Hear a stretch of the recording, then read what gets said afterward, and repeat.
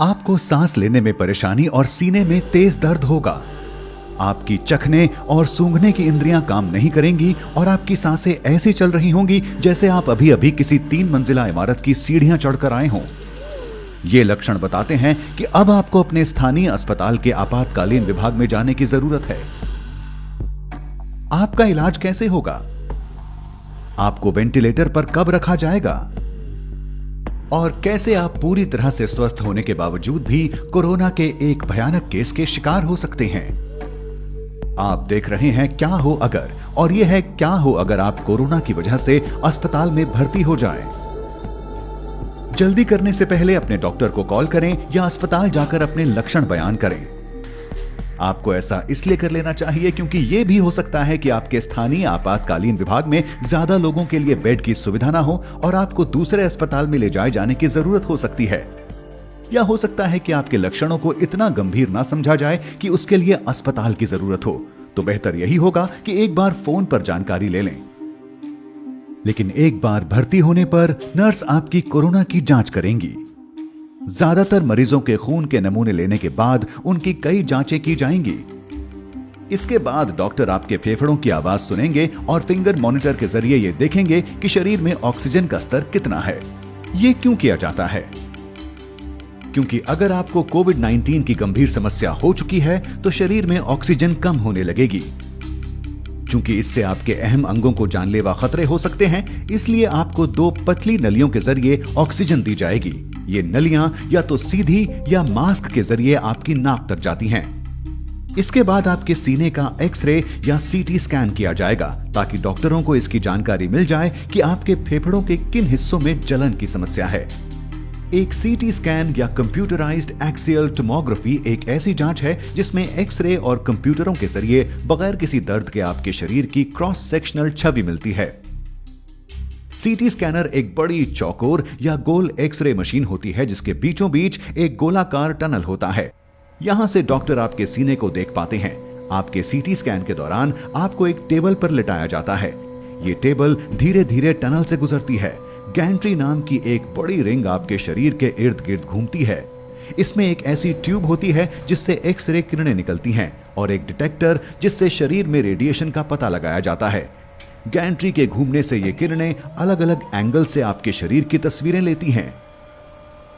फिर ये सारी सूचना कंप्यूटर तक जाती है जहां आपके फेफड़ों के 3D मॉडल की तस्वीर तैयार होती है। इससे डॉक्टर आपके कोरोना संक्रमण की गंभीरता तय कर पाते हैं। जब आपके डॉक्टर के पास आपके कोरोना संक्रमण से जुड़ी सारी जानकारी आ जाती है, तब आगे का इलाज किस तरह से किया जाता है? कुछ मरीजों को एंटीबायोटिक दिया जा सकता है। यह दवा सीधे कोरोना से नहीं लड़ती, लेकिन इस दिशा में कारगर हो सकती है कि आपके फेफड़ों में कोई दूसरा बैक्टीरियल संक्रमण ना हो।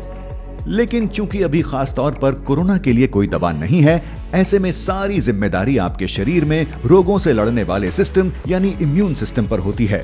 ऐसे में आशा यही है कि आपका शरीर वायरस से लड़ पाए और यह कि ऑक्सीजन थेरेपी और देखभाल आपके लिए कारगर साबित हों।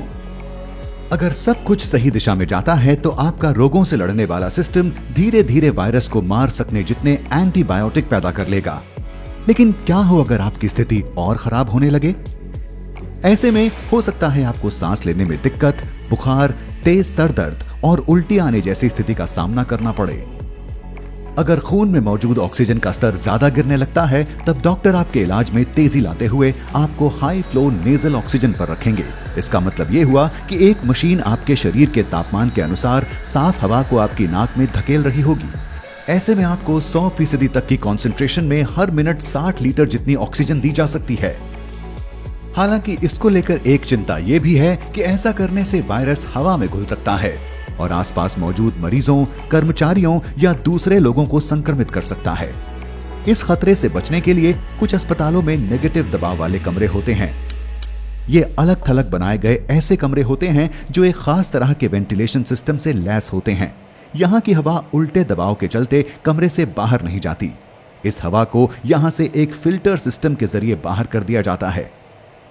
अफसोस इस बात का है कि हर अस्पताल में ऐसे कमरों की सुविधा नहीं होती। अगर हाई फ्लो नेजल ऑक्सीजन का तरीका काम नहीं करता, तब डॉक्टर आपकी जान बचाने की आखिरी कोशिश करते हुए आपको मैकेनिकल वेंटिलेशन पर रखेंगे। आपको आईवी के जरिए दवाइयां दी जाएंगी। मैकेनिकल वेंटिलेशन का पहला चरण एंडोट्रैकियल इंट्यूबेशन होता है। आपके सोने के बाद आपके डॉक्टर लैरिंगोस्कोप नाम के एक उपकरण का इस्तेमाल करेंगे। ये उपकरण एंडोट्रैकियल ट्यूब को उसकी सही जगह तक पहुंचाता है। डॉक्टर आपके सर को पीछे की ओर झुकाएंगे और लैरिंगोस्कोप को आपके मुंह के जरिए गले तक पहुंचाएंगे। यहां इस बात का खास ध्यान रखा जाता है कि ये आपके दांतों के संपर्क में ना आए। आपके डॉक्टर इसके बाद धीरे धीरे आपके एपिग्लॉटिस को उठाएंगे। ये आपके लैरिंक्स की रक्षा करने वाला हिस्सा होता है।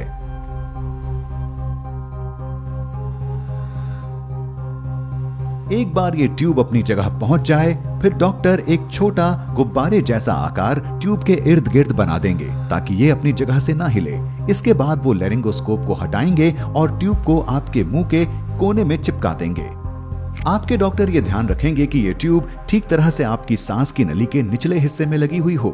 ये करने के लिए आपके फेफड़ों को एक खास बैग की मदद से फुलाया जाएगा और फेफड़ों की दोनों ओर से आने वाली सांस की आवाज को सुना जाएगा।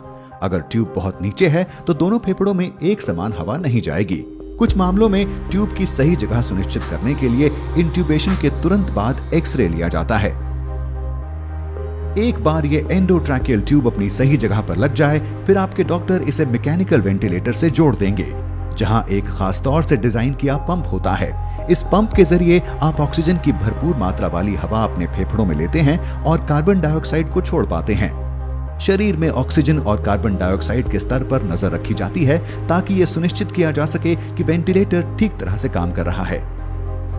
तो अब आप सो रहे हैं और एक मशीन आपकी सांसों का ख्याल रख रही है। इस पड़ाव पर आपके बच पाने की कितनी संभावना है? बदकिस्मती से US agency for international developments emerging pandemic threat program के पूर्व हेड और संक्रमित बीमारियों के जानकार डॉक्टर डेनिस कैरल का मानना है कि वेंटिलेटर पर पहुंचे कुल कोरोना मरीजों में से केवल 1/3 ही जिंदा बचे रह पाते हैं।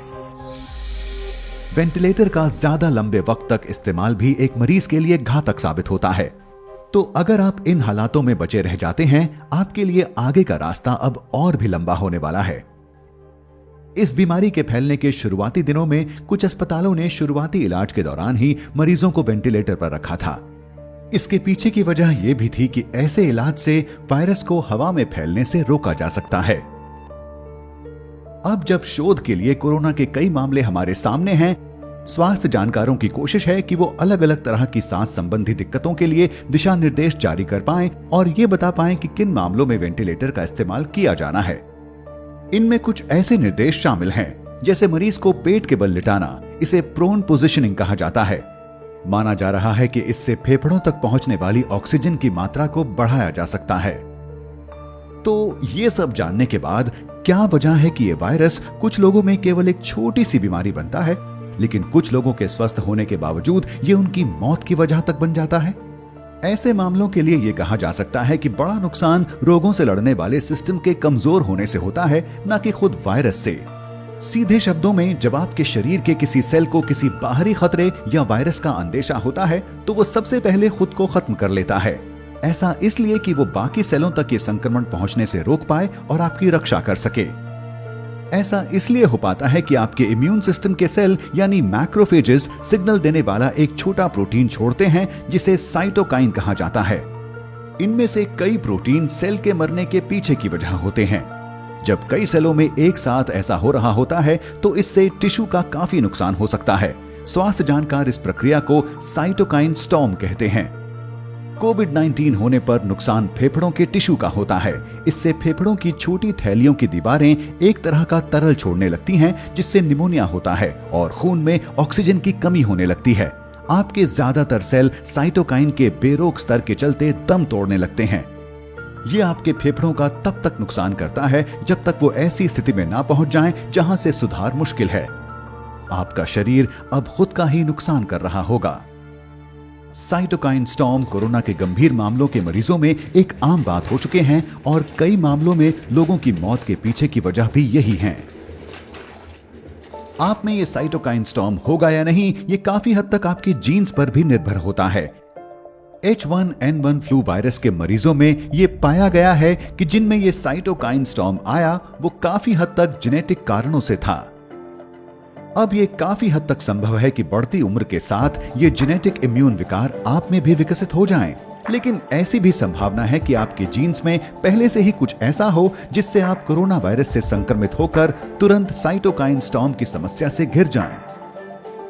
यहाँ ये समझना जरूरी है कि साइटोकाइन स्टॉर्म की पूरी तस्वीर अभी हमारे सामने नहीं है और स्वास्थ्य समुदाय को इस बीमारी के सारे पड़ावों को समझने में अभी लंबा वक्त लगेगा।